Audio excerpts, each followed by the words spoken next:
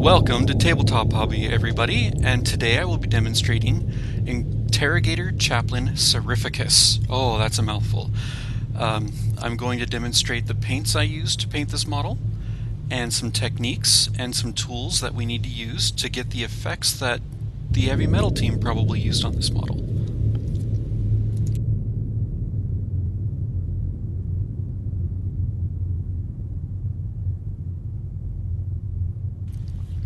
The first thing we do here is put Scorched Brown on all of the gold areas of the model. And you might think, why are we starting out with the gold? Isn't that supposed to be the last step? Normally, yes, it would be. But this gold technique I'm going to use and demonstrate here is very dry brush intensive. And dry brushing is a very messy art. So later on, I'm going to come back and retouch all of the parts of the model that were hit with gold, and it's all going to get cleaned up and it'll look very crisp and clean.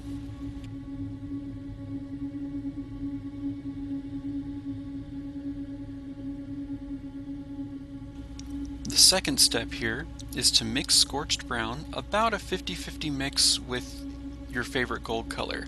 I'm using Vallejo's Old Gold, but you can use GW's Burnished Gold if you'd like to, or any other gold color you want.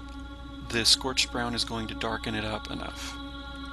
This dry brushing is going to dry brush everything that you hit with Scorched Brown except for the deep crevices, because those are going to be the places that collect dirt and light won't touch very well. So this is going to be a complete dry brushing.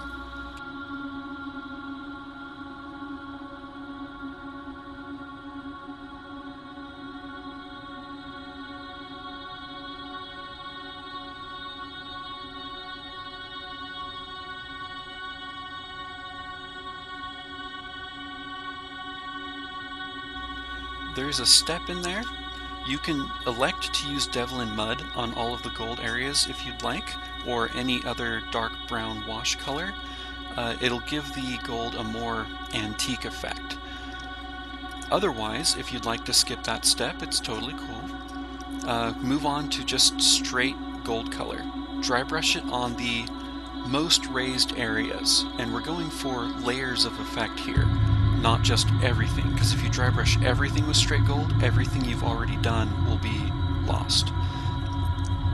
Be sure to get the smokestacks, the gun, the cane, the chest, the shoulder pads. If you want to paint the shoulder pads and the skull on the right shoulder white, like the heavy metal team did, don't bother doing any gold to it. We'll get into that later. The fourth step of this 5-layer gold process is to mix your gold color with Mithril Silver at about a 50-50 mix. This is a very elective dry brushing technique where we're only going to touch on the most raised areas that are going to be touched by the most light. And then the final step is going to be to thin out some Mithril Silver and just get the points and edges and very tips of all the gold, and that will give it a very realistic light glinty effect.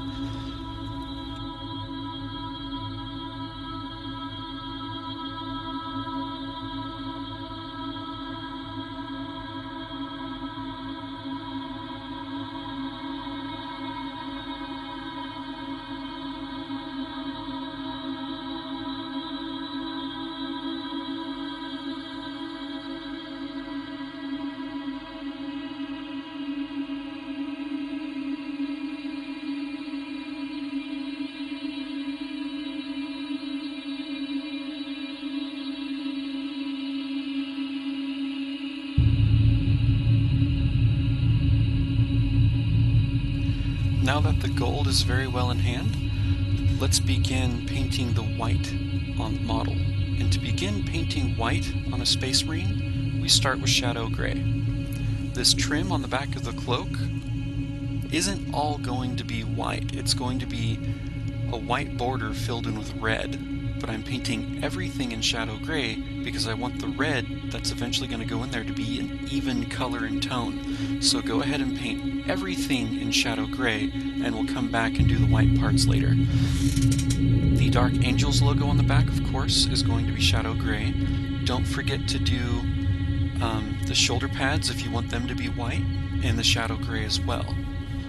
The belt buckle is going to have a little white sword on it, which I didn't get to at this point. I'll demonstrate it later on in the video.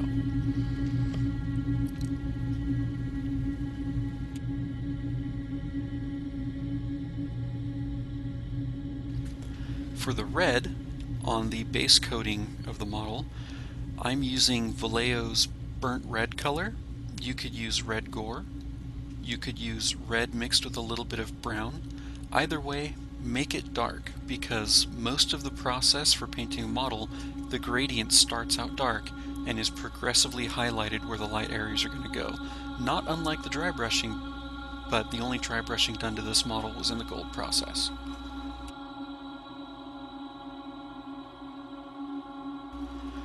The white.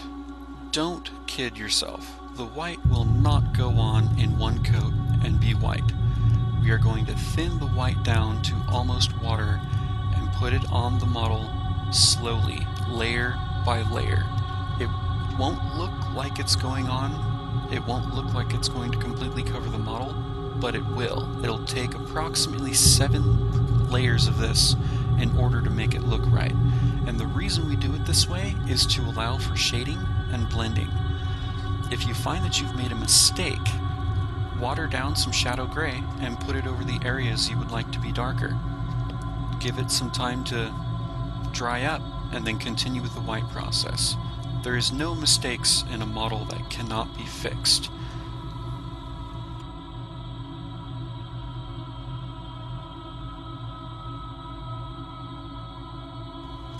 Again, you may wonder why I'm painting the white outer layer of the cloak when you know there needs to be green on it.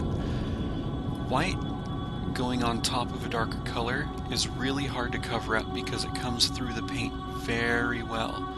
So I'm doing the white now, and I'm going to cover up the white that splashes over later and just keep the fine detail brush going. I'm only using a fine detail brush on this model other than the dry brush.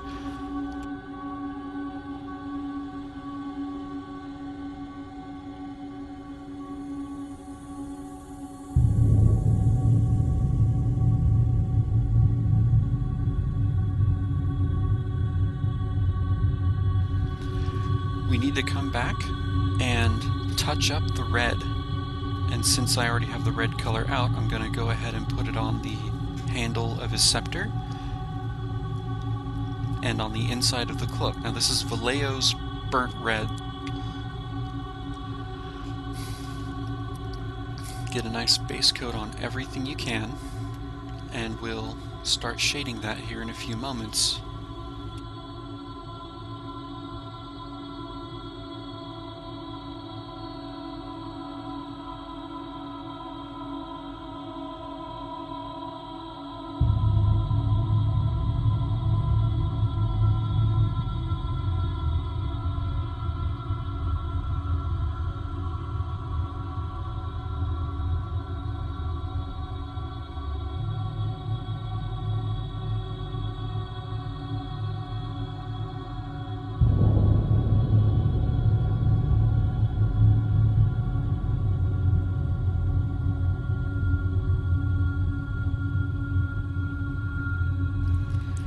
I'm black lining the areas around the Dark Angel's emblem and any other areas at this point that are going to be colored other than armor. We can do the armor later, but since you have the black out, you may as well go ahead and touch up all the black areas on the model that are going to remain black.